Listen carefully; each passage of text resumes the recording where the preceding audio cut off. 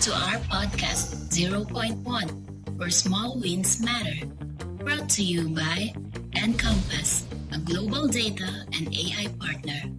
What trends do you see shaping up the future of startups leveraging the power of user research? So we have developed a lot of modules, very short workshop kind of sessions where we help people educate themselves and train to do this little part. What inspired you to focus on understanding the customer needs in startups? When I started to spend more time with startups and in the startup community, I realized that while they're equipped to leverage the technology, they understand the business models, somehow they're not thinking enough about the user.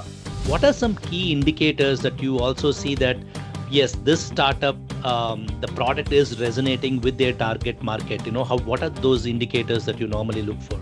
I get recommended by another consumer. I think it's fantastic. That for me is the best indicator. Hi everyone, welcome to our podcast 0.1, where small wins matter. Today we have Shipra Bhutada, the founder and director of user research at User Connect Consultancy, where they help product companies to bring in user centricity to achieve business success. Hi Shipra, good morning. Hi, good morning, Ramana. Welcome to our podcast. And I know that you are in Hyderabad, my hometown. You are enjoying the hot weather there, while I'm in Cleveland with all the snow. I can see all the snow on the road and everything. Yes, and soon we are going to have the best season. We are waiting for mangoes. Yep, I'm yep. so That's super amazing. happy to be here on this conversation. Amazing. Thank you. Thank you so much, Shipra, for taking the time. Today, to our audience, we are going to talk about users. When it comes to product companies building products, it's all about who are our users, and how do they like our product, what is their feedback about our product and everything. So Shipra, let me start off by asking you, what inspired you to focus on understanding the customer needs in startups? Um, when I started to see of how startups are being creating their products, while there was great ideas, I saw that most of them were not really reaching the target consumers the way I would have liked to use the product. Some were very silly things that I thought they should have been looked into. And when I started to spend more time with startups and in the startup community, I realized that while they're equipped to leverage the technology, they understand the business models, somehow they're not thinking enough about the user, not thinking enough to understand who could be the potential users, what are they doing right now, what are the real problems, what are the real needs, and what is the best way to bring out any kind of intervention. And when I started to spend more time with them and I learned this, I thought this is something that we've been doing for decades now. That is our only job, to bring in user centricity and products and services, whatever people are trying to make better. And so I thought it was but natural to plug ourselves in the startup community, and hence our interest have grown. Awesome, awesome. I always am super excited to hear the reason why founders have started their business and everything. So it's great. That's a great inspiration to start a business. Also, can you walk us through, and for my audience here, when do you actually connect to your users during the product development life cycle? Okay, so this is funny because a lot of people think that I have an idea, I've made a product, and let me go and see how much will they pay for it. A Hmm. lot of people think that is the first time they would need to connect with their customers. I would like to call users because not everybody Hmm. who's paying is the only person who will interact with your Hmm. product, but everybody around that ecosystem, right? So Yeah. uh, while that is what is the norm, uh, in our practice, as we practice user research or call it human centered design, we encourage you to start to think about user at the very, very start. When I say the very start, it really means even when you think there is a potential gap, there's something out there I don't know Mm-hmm. what this could mean, but I know something is not clicking. There is a gap that I sense. And that intuition or that understanding or that aha moment can come from anywhere. Your lived Mm-hmm. experiences, seeing somebody there, but that's just the start point. What happens usually is people think that is the insight and jump in to make something out of it. What we Mm-hmm. ask is, if that is a moment which you think, that's just an hypothesis. Let's start to Mm-hmm. understand if that is the problem, if that is the real problem, and if it is, what is the intensity. So here Mm-hmm. we do not have an idea. We're just thinking that there is something out there.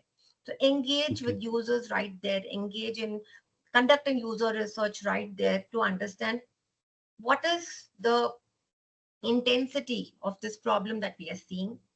And when Mm-hmm. you spend a lot of time at this foundational stage, many a times there's so many surprises. They're Mm-hmm. connected problems, right? So you're not solving something in isolation. And then you're Yep. more committed because you know this is the real problem. And this is Mm-hmm. where it solved will bring a lot of value to the business and to the users. So I would encourage that even at your hypothesis stage, start to connect with people. And that informs your next stage, which is now you have more ideas which are Mm-hmm. coming from a place of understanding the context, Yep. understanding what this could be, who are, what is the Mm-hmm. ecosystem, what is the competition, who are your users, right? So once you then at every stage you are pausing and validating before you really make the product. So you start with Mm-hmm. hypothesis to understand what is the real problem. You move towards now coming up with ideas because you have identify some gaps and opportunities, some Mm-hmm. gaps and challenges that will open up doors for a lot of opportunities. But that's again a problem. There may be many ways to solve a problem. Which Mm-hmm. is the right way? Which is more Yep. feasible? Which is more viable? Which is more desirable? How do you know Mm-hmm. this? So you will have to Yep. create a lot of variations, right? So and Mm-hmm. not go with just one best thing. We encourage that come up with these two three variations which are called usually prototypes, low fidelity Mm-hmm. prototypes. Sometimes it's at a very paper sketch level, or you Yep. co-create with people, right? So, Mm-hmm. which means you have not invested a penny in making something. You're Yep. still trying to get the context and the problem right, see if this Mm-hmm. is the right solution. So you are Yep. testing your low fidelity prototypes, your high fidelity prototypes at every stage. You're going back and connecting with your end consumers in their environment to say, is this still true? Is this still working? Is it this? Yep. Is this form and shape at this price? Mm-hmm. Is this the right time? Is Yes. it the right place? So Mm-hmm. there are like multiple pauses and multiple opportunities to validate, learn, iterate, and then move forward. So this Awesome. Awesome. goes on until you have launched your product. And after you have launched your product, people think, oh, done. We've delivered a Mm-hmm. great product. But I encourage you to have a live buyer. Once you have Mm-hmm. launched, many things will change. We are humans. We are Yep. so unpredictable. And our Mm-hmm. business never ends. We are so adaptable. We are so competitive. So once I start to use your product, the environment or my learning or my expectations may change our relationship. How do you know Awesome. that's changing? How do you know that you're Mm-hmm. still relevant in my life as a user? So that life Yep. buy is important. So for me, it's every opportunity to learn, Mm. to iterate is a great place. So from hypothesis to ideation, to your continuous prototype validations, to your launch and post-launch, all are Yep. fantastic places. And if you have missed one, it's okay. When is the Yep. right opportunity? Jump on, but do not make things in isolation. So Awesome. That's that's like really something that's helpful. very, very fundamental. A lot of startups Mm-hmm. we know when they have created the product will say, oh, it's too late. Maybe we've made things. Let us just push this out. And maybe in the next Mm. cycle, we will think, can we do something? I said, no, pause. This is a great time. Mm-hmm. Give me two Yep. days. We'll do something about it. And Mm-hmm. they see the magic. Absolutely, absolutely. I completely concur with those thoughts. The initial phase of a founder, I call it as uninformed optimism, where everybody thinks that, oh, I have a great idea, let me go build it. And the first question they ask is, how much time and money does it take to build this product? When somebody comes to me, I ask them, leave about the time and money. Do you talk to your users first? Do you know if there is a market? What does your users say? Because 99% of the times what they thought is the market need is what was not there, but instead they came back and then said that, oh, I think this is the gap and this is what we need to target. So it's super important to talk to your users early enough, and then at every stage always be connected to your users. Absolutely. Going forward, so what are some common misconceptions about user research that you often encounter among the startup founders? So, like something that I just touched upon in our last bit of conversation, where people think it's too Hmm. late, maybe it's not the right Hmm. time, or Yep. they think it is going to take a lot of time. Who's going to Hmm. wait for 3 weeks and 4 weeks, or I do not have enough money, or I do not have enough resources. Hmm. So they think it's always yes, research when done in the most ideal way, in the Hmm. most systematic way, uh, does consume time upfront. But as you just mentioned, it Hmm. saves a lot of time later on. You're not Yep. creating stuff that nobody wants. Hmm. From the Yep. very start, you have spent time to get your foundation solid. And to Hmm. and to do that, you need to spend some time and money. But if you do not yet have that culture in your organization, if you do not have that bandwidth, you believe in it, but you know, if I'm going to wait too long, my competition is going to take off. All those are Hmm. practical challenges. So That makes sense. yeah, so in those cases, there is always a plan B, a plan C of Hmm. how you can optimize on your time, on your budget, on your resources. So, biggest misconception I have always come across, and that's where I spend a lot of time to educate my clients, is that even if you do not have your time and money, do not have enough Hmm. resources, let's have a dialogue. Let me understand where you are, and we will come up with something to let you pass this stage proper. Hmm. And once you have achieved what you want, which is your immediate goal, we will Hmm. then have the right way to do it. And by then, you would also have seen some results. You're more committed, you see the value, and then we Hmm. can do it in a more systematic way so that it doesn't look like something is being pushed on their current process. And what I have seen Hmm. with people who've done this once or twice, Hmm. after Hmm. a certain time they've done this, it doesn't look like it's a challenge because it becomes a part of your process. Yep. Right? Yep. No, So that makes time, sense. money, resources is, Hmm. is the major barrier, not just with startup, with even Hmm. mentor teams and larger corporates. We see it's Hmm. usually these two, three things that are the culprits. I would say that for Yeah. these people hesitating or spending too much time thinking to see if Hmm. we need this. Is it the right Hmm. time? Is it the right, Hmm. team? So there are too many questions because it's not become a part of culture. They have not really seen the dangers of not doing Hmm. it. Yep, yep. No, absolutely. I think it's interesting, right? So our business, we are in the business of building a founder's vision, right? So we have a tagline of our business, which is we build the change you wish to see in the world. Whereas you are in the business of giving the bad news to the founder, like, oh, your vision is vision, but this is your user feedback, right? So how do you balance the user feedback with a startup's original vision? Yeah, so we are the most hated people. We always are the bearers of bad news. Uh, Hmm. it does come as a shock to a lot of Hmm. people, Hmm. but when they think through it deeply, we've heard wonderful things where Hmm. people say, "Oh, you've saved my golden time of my life because I'm not just Yep. investing money, I'm investing Hmm. my time in it. I'm investing my energies in it." And with founders, it becomes Hmm. their baby. You live and die for it. And when you Hmm. realize this was not even required. Yeah. So we encourage all our founders to be with us in our session so that they understand and they connect with the consumers. They know who these potential people are. What is Hmm. And we never focus only on the solution that the founder is trying to provide. We try to Hmm. understand the entire context, the before and the after, so that you Hmm. know what is this person like, and not who's paying for me, because you need to understand them as people, as people, people with motivations and aspirations and real challenges. And once they start to sit in these sessions and they listen to people, they themselves come back and say, even if I solve this is not going to change their lives. It is not a Hmm. game changer. It is incremental in nature. And most of the times, we don't have to give them this news. They realize that is it worth the time and effort? if it is just bringing an incremental value for my users, Mm, whereas that was 100% of my offering, mm, mm. which I thought was the biggest pain point. So they Yep. realized that even if this is solved, it may not really change everything. People will still be struggling. So many times they get the bigger picture and they start Mm, to think, uh, because now they know a more holistic, a more systemic view. Then they mm, know maybe just this is not enough. I have to add one, two, three. Or to mm, create an environment for this to happen, I need to work beyond my product to create a system where this will propel. Sometimes policies becomes a barrier.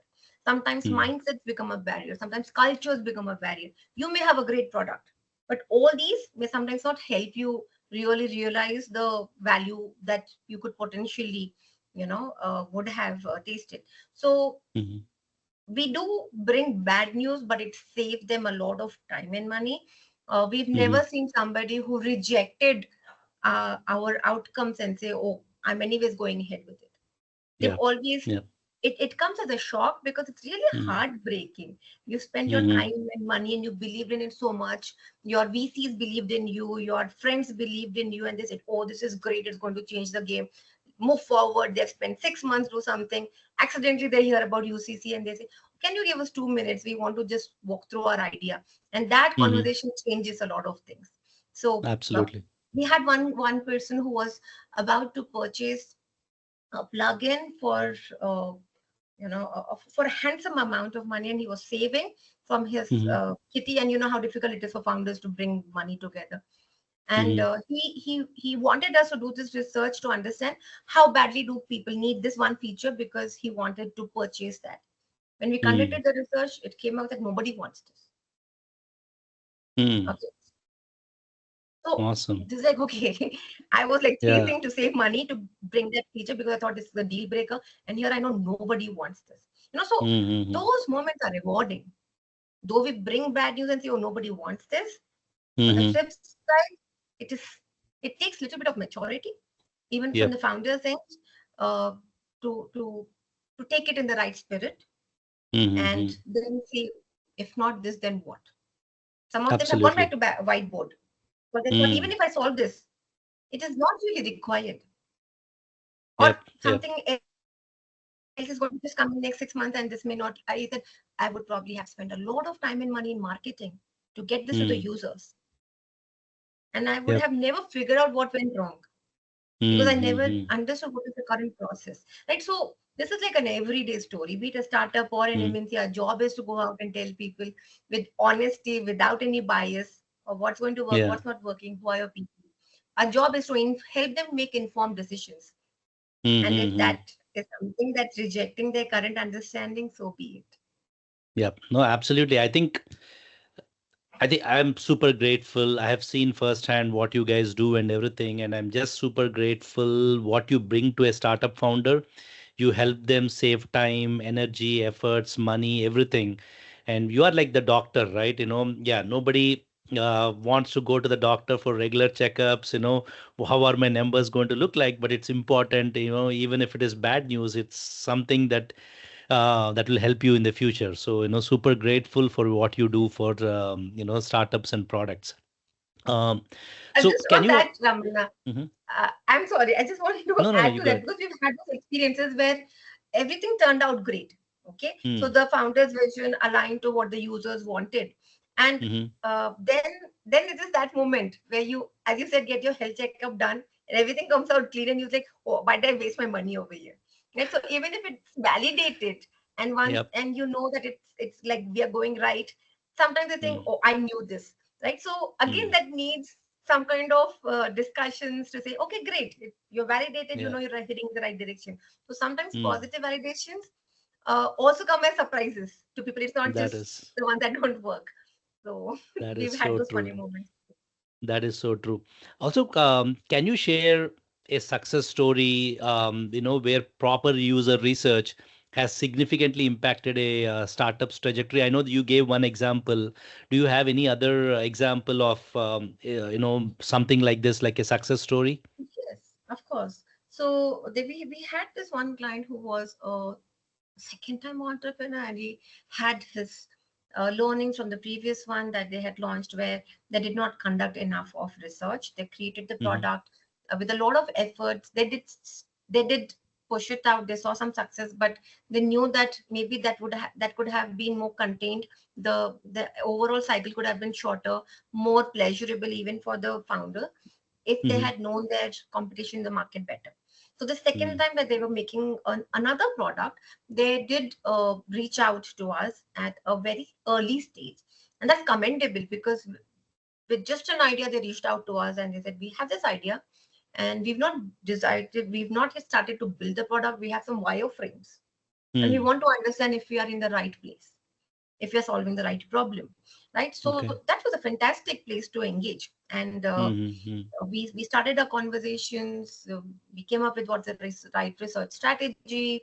We gave them, an ideal plan of 2 months is what we will need starting in. They said okay, we're committing to it because they knew of how much Mm-hmm. time they're going to save in the coming months, right? Mm-hmm. So we created very quick storyboards because this is just an idea. When I'm Mm-hmm. talking to potential consumers, so even we also did segmentation. Who could be your potential consumers? If Mm-hmm. especially in India, the misconception is it's a land of the most populated places on earth, and then they think everybody's sitting there to use your product. So they say if Yep. it then even if I get 1%, it is great, but that's not really the truth. You need to know Mm-hmm. who is your exact cohort, and within that, who are your consumers. So there we help them with segmentation also by psychographics, by demographics, who could be their potential users, and Mm-hmm. that helped them to narrow down and understand what could be the real cohort look like. So we did that segmentation, then we identified people who could be, or people who we can have conversations with. These are like real people, these are not your friends and Mm-hmm. acquaintances. These are people who Yep. we go out and we scout for them, and there's a very systematic way to find the right people, because if we Mm-hmm. don't talk to the right people, a great research can fall flat because you've had great Yep. conversation with not the right audience, right? So we Mm-hmm. spend a lot of time to get the audience right, and they were extremely patient because that is a stage that takes very long because you're waiting to find the right person, but they understood the Mm-hmm. value of it, right? Yep. So, and Mm-hmm. all of these were little wins for us because when founders start to commit and they understand all these Mm-hmm. little negotiations, when they make it easy for us, then it's a pleasurable journey for both, right? So Absolutely. so both of us were learning to have that fine adjustment at every junction. But I'm glad they Mm-hmm. did, uh, you know let us run the process in the most ideal way. So Mm-hmm. we got a cohort right, and when we were discussing internally as team of how we're going to tell the idea. Now the problem is, with an idea everybody will come with their own mental model, with their Mm-hmm. own current learnings, and that may influence of how I think this product could be. So what we Yep. started to do was we created little storyboards, just Mm. visual sketches to show people Okay. this could be the scenario. Where there's still no product, we're only talking about scenario. What if Mm. there's something like this? Then how would you want to use a, a solution like this? Right? So right now Mm-hmm. there's no form and shape, there's no feature, there's no product. We're Yep. only trying to gauge if this is a solution, in what Mm. context would they use, how else would they want to use. So we created little, like you have the comic strips, little Yeah. quick sketches. So we showed them to Mm. people, and then that was a trigger. So they started to Interesting. talk to us, they gave us more ideas, where is, how is, who else could be in it. We Mm. started to then, our map of this cohort started to grow from just the Mm. core users to the supporters to the influencers to the society, and then we're like, okay, these are all interconnected. Towards the end we knew, okay, this product will work great, but there has to be more education that's required, more policies that are required, and they got those Mm-hmm. layers. We also did a very thorough understanding of the competitors, so that was a learning for us. When we Okay. gave them the competitor review, they're like, okay, we keep doing competitor reviews, but we do it in Mm-hmm. isolation. We never had an opportunity where Mm. we bring all the learnings together, Mm-hmm. synthesize it, make sense of it, and then come up with one insight. So Mm. these were like learnings for both the parties, something that we thought were given in our Mm. process, brought a lot of value to them. And we spent like 2 months. It was a fintech product, again in a Mm. startup space where they were trying to help. Uh, have better management for younger children, Okay. better management of finances for younger children. So Okay. after these 2 months, they saw great value and they said, okay, now they're better prepared and they know the exact Mm-hmm. steps they want to take in future. Right. So that's like Awesome. a great story. It was in this, there were Mm. many things that worked great. The partnership between the Mm-hmm. founders and us, the agreements that we had, the value that they saw in a process, and how Yep. uh, towards the end they were more convinced that this is the Mm. right place. We should invest in this. With little tweaks, we'll probably, Mm. have a better success rate. So they are in this production phase now, and maybe Awesome. once they have something more better, then we will Mm. take it back to the consumers and get the final validation. So and Awesome. this and similar, we have another two, three stories which were on similar Mm. lines, but Mm-hmm. those are so rewarding, and we feel so happy about being partners in such setups. Absolutely, absolutely. I can totally sense it. I think that's the core of at the core of every business, right? It's the business impact that you can create, and then it's a great story that you were able to do that, and I could visualize how tough it would have been, especially when your customers are parents of younger children and everything, to get such kind of feedback and everything. So that's a great story. Thanks for sharing. So our podcast is all about small wins, right? So as we sit here, what would be a small but impactful change that you think a startup can make today to bring in user centricity in their product roadmap? Something that is very quick and easy. You don't have to spend money, but Mm, just little bit of your time is start to move out of your comfort zone. Start to move out of your offices, your boardrooms. mm, Step out in the actual scenario, the real mm, places where people are using your product or services. If you do not have your current product and services, at least the context, the scenarios where mm, people will be performing those tasks or displaying those behaviors. mm. Step out and start to just observe, Yep. find an opportunity and interact with people. This is Mm, not mm, going to mm, cost you anything, but it will bring a lot of value because now you are not sitting and making stuff in your head and not celebrating too early mm, or not killing a great idea too early. So, a very mhm. quick thing that can happen is step out, connect with the real world.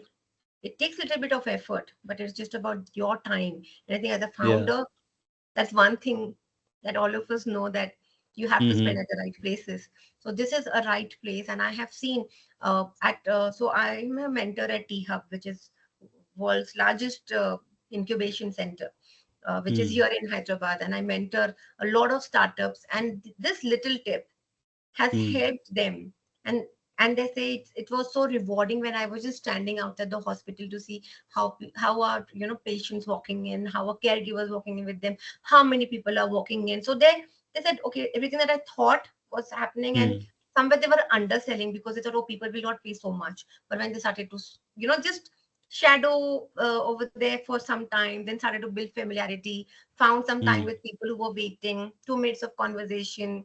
Those are informal mhm. ways. If we Yep. do it, it will be more formal, but that's also okay. You started to Mm, talk to them, and then in India, we are very friendly. You don't have to mhm, give, mhm. too much of uh, what you say, a formal environment to talk. You can just Yep. present something. You can start to talk over a chai, and then they saw that the real stories were unfolding. Mhm, mhm. Or when somebody was trying to create an app for a tourist place, they started to just hang around at those places and observe how are people interacting in that environment, found the right Mhm, opportunity, spoke with them. So, and this did not cost any money, did not need any new learnings, did not, yeah, of course, we did train them basic etiquettes, basic, your body language, how do you approach somebody, how do you mm, ask something, how do you, so we give them a little bit of training on how to ask, how to listen, some that how to be more empathetic, how not to bring your biases. Those little tips are mhm. given, right? But Yep. just with that little preparation, they saw a lot of value. They came back more Mm, informed, and then that little activity also started to give them a better confidence to either proceed in the same direction or to make mm. little adjustments. So that is like Awesome. something that you have to do. And in such mentoring sessions, a lot of founders do ask me, I'm not a Hmm. user researcher. Why do I have to learn to, conduct these quick little conversations? But I think Hmm. it is 100% a founder's job Hmm.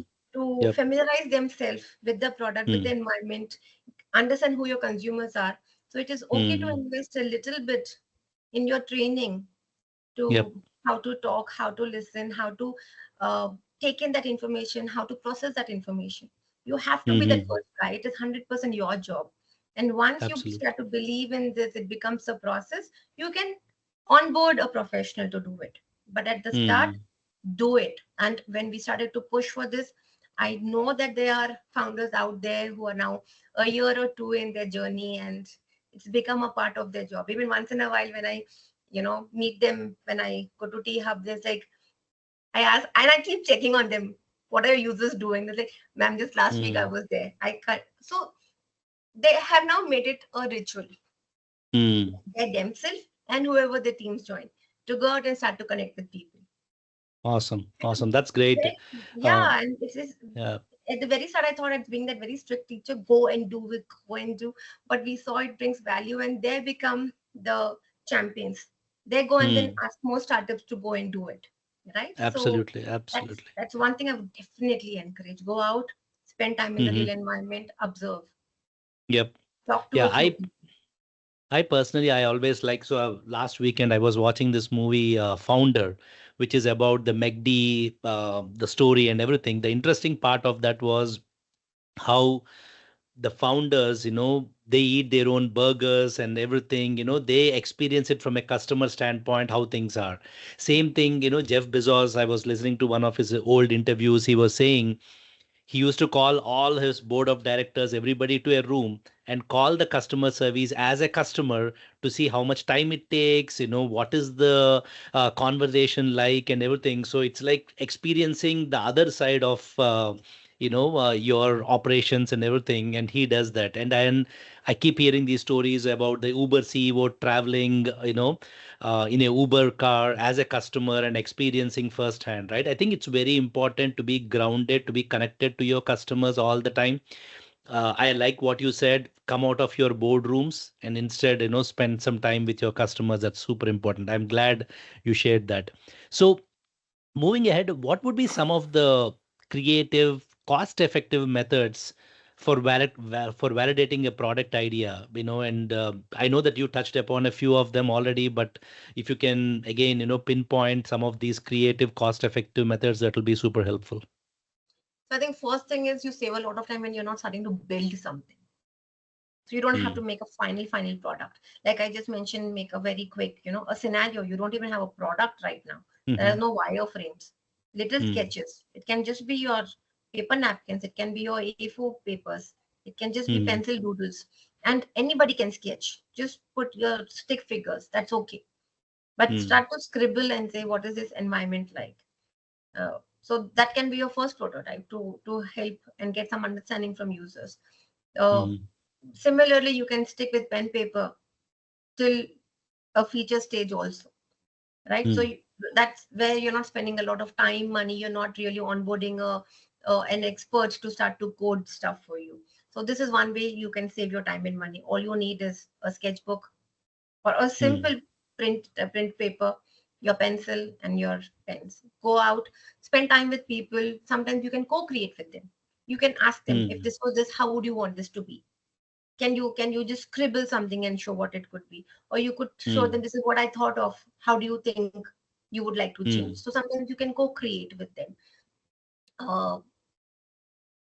but at the Yeah. foundation you need to know you're talking to the right person, so that is something you will need to spend time on a Mm, continuous basis to find these people. And I also encourage a lot of people who are invested to connect with the users is to start to create a panel, right? If uh, mm, I come across you and I know that you are my true potential user, or you belong to my cohort of consumers I want to understand more, I establish the relationship with you and I tell, hey, this has been great, mm, I'm onto something, I would need your thinking the next after next few months or next few weeks, would you still be available?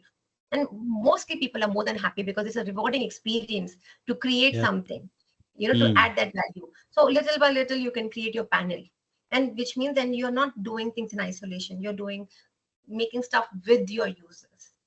And these users Mm-hmm. can be anybody. Again, you're not spending time Yeah. and money.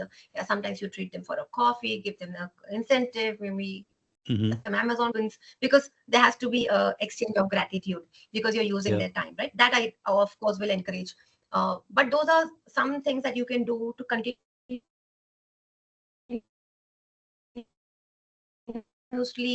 these stages.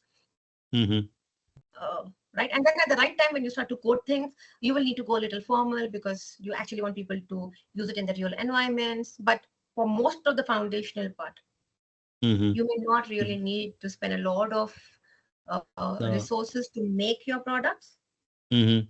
or uh, or Yeah. experts to really run it for you. It is No, great to that's have great. experts if you can spend time, and if you can Mm-hmm. onboard expert, your learning time will reduce. But if you don't have that, Mm-hmm. it's okay. Get started. Yep. Yep. Yep. Absolutely. I totally agree with you. So once they get the feedback, right? Like a startup founder or the startup team gets the feedback, what should they do with that feedback? How are they going to maintain a balance between their vision, what they are already building, with the new feedback that they got from the customer?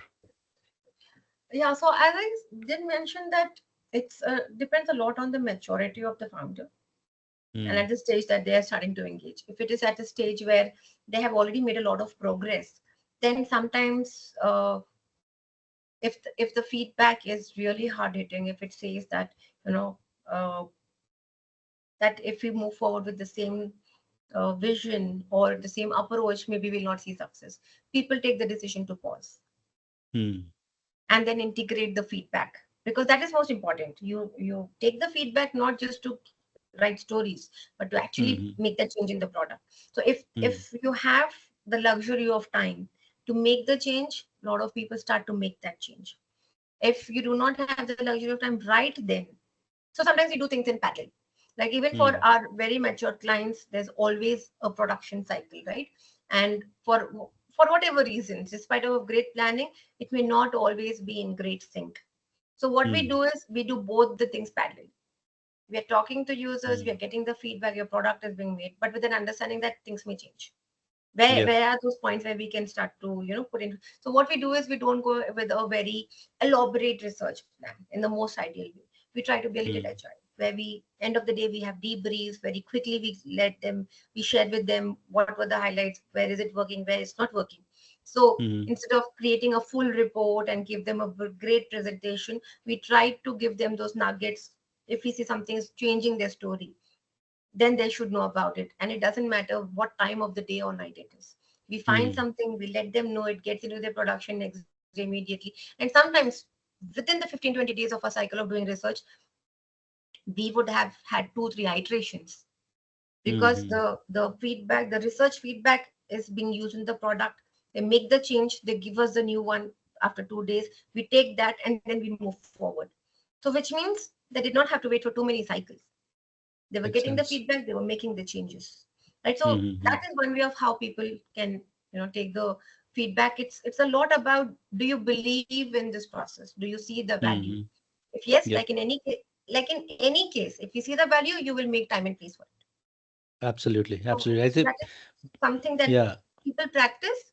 And Mm-hmm. if they think this is great, but we cannot pause right now, Mm-hmm. they go forward with it with an understanding that this may not really be as successful, but it's okay. We have to launch the next cycle. Mm-hmm. We will do a more systematic way.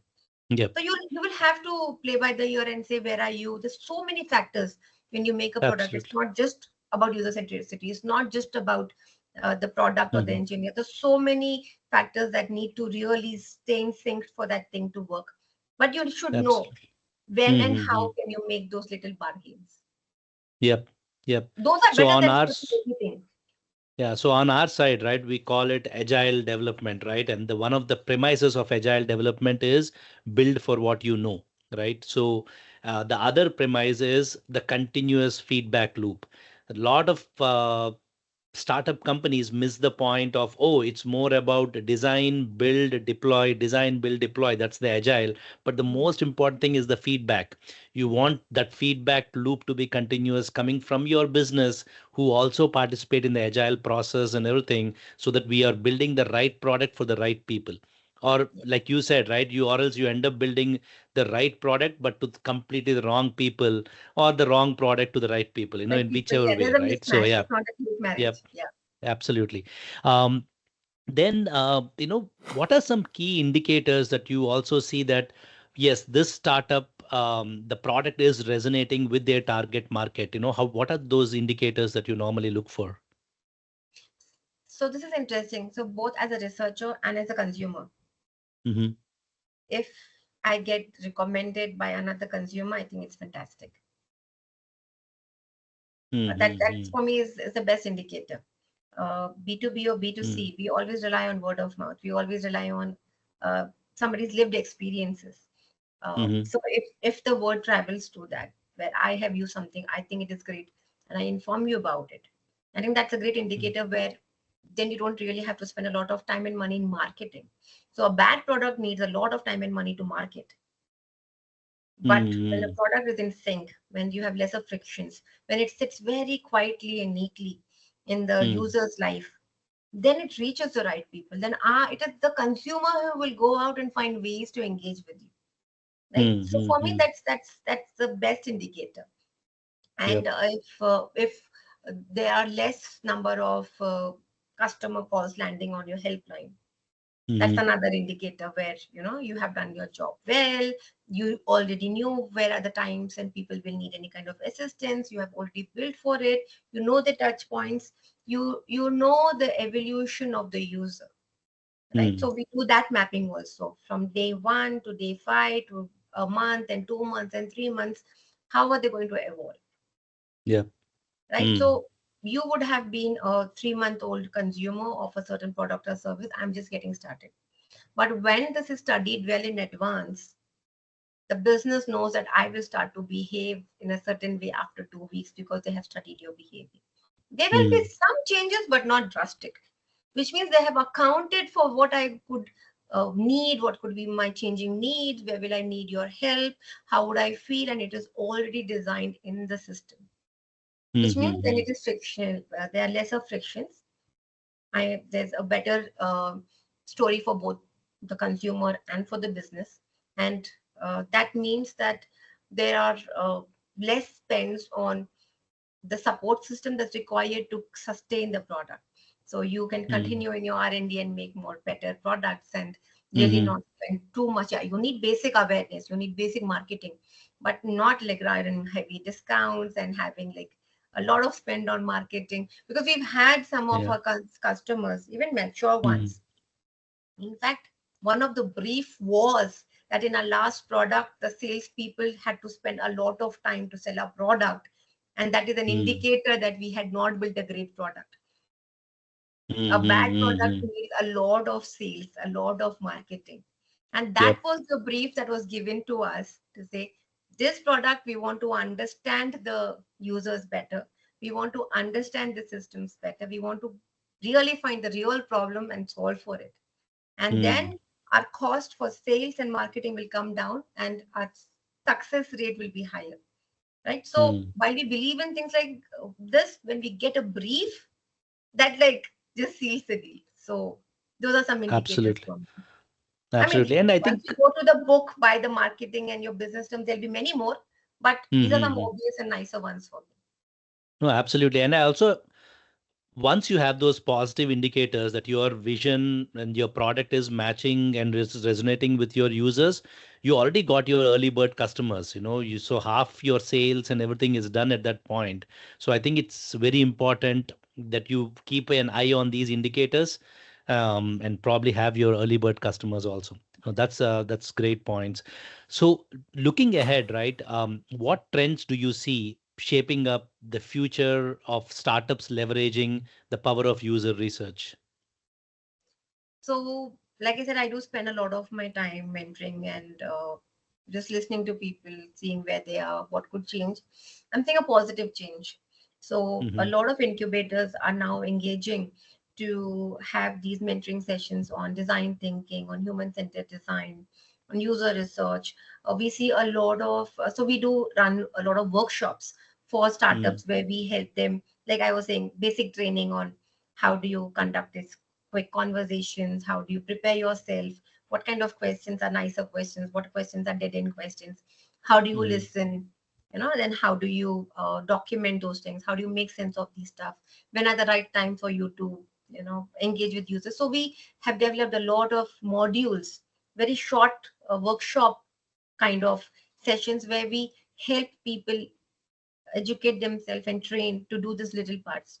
So I see mm, this a very positive change where, because some people who have signed up for these programs, mm, either run by incubators or with a lot of other practitioners, it doesn't matter where they are getting this exposure, but once they uh, find this coming into their thinking and their system, uh, they want to make time for this. So I'm seeing this change, because gone are the times where you could just keep the distributor happy and giving some margins was a great business.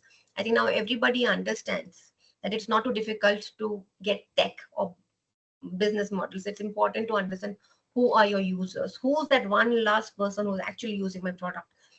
How do they open, how do they use, what is that the first time opening experience, what is the feeling. They invest in all mm, of this. They know that user experience is not just a good word to have, it means business. So mm, because mm, of all of these things happening in the background, the founders, irrespective of what background they come from, uh, in fact, just last month or so, we were mentoring a bunch of startups in life sciences.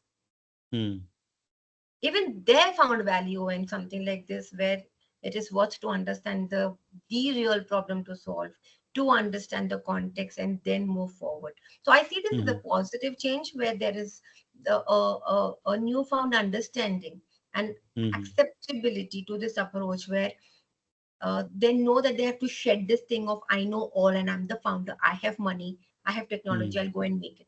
They're understanding that they need to understand the larger context, know who the end consumers are. And I see this trend a very positive change. It is not at the scale that I wish it was, mm, but it mm. is starting. uh, Yep. like institutions like T Hub is investing in it.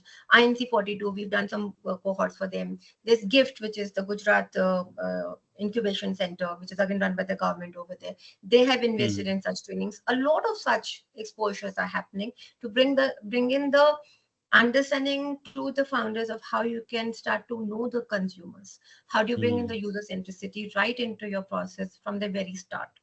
Right? Yep. So that is a positive change. That is a trend that I'm seeing people are Mm, liking and are mm, promoting. And I wish that we scale this up so that more people get benefited and we have better products mm. in the market. And if it is not the right thing, don't make it. Absolutely. I totally agree with you. And even for us, right, even though we are the custom software development company, we are making it as an additional value add service to our customers where we are saying, okay, you got the market research, but did you do the user research? Do you know your users? Do you want us to conduct a user research? Which is why partnering with your company UCC is so paramount for us and for the success of our customers also. And that's what I also believe in, right? I think knowing your customers and some of the points that you mentioned, know them early enough and know them continuously. Get out of your boardrooms and then watch these factors, that that okay, is you are you building the right product, is it matching your the market needs, is it matching the users that you are targeting and everything. I think it's very, very important to keep an eye on all these things. So I think this has been a great conversation, Shipra. Thank you so much for your time. I know you are just coming out of a great conference that you have run, Ignite. It's great to see all these businesses, startup founders, big businesses, everybody conversing about user research, the importance of understanding your customer, which I think more and more with AI and everything coming, it's even more important now to understand the human in the loop. Yes. So yeah, thanks so much. I really appreciate you taking the time. and I hope that you go ahead and then start building, more user centricity, building more better, viable, valid products for your customers. Oh, yeah. Thank Thank you so much for uh, giving importance to something that is not your core training or offering. You understand the importance of consumer understanding, user centricity, and you're spending so much of time. In fact, it's great to learn that you're giving us a value added service to your customers. So I would love you. to be a client with a founder like yours, where you're investing to help me understand should I make this product or not. So so Yep. kudos to your approach and to your entire team who's rallying to this. And uh, UCC and a Thank you. lot of our other researchers, you will find a lot Mhm. of love and support coming your way. So if you Thank you. have to start to make the products with more user centricity built in it, we are with you. Awesome. Awesome. Thanks, Shipra. Thank you so much for your time. Lovely having you on the team. This time when I come to Hyderabad, I'll surely make it a point to meet you and your team. Thank you so much. Yes, looking forward and all the Yep. best. Thank you. Okay. Thank you.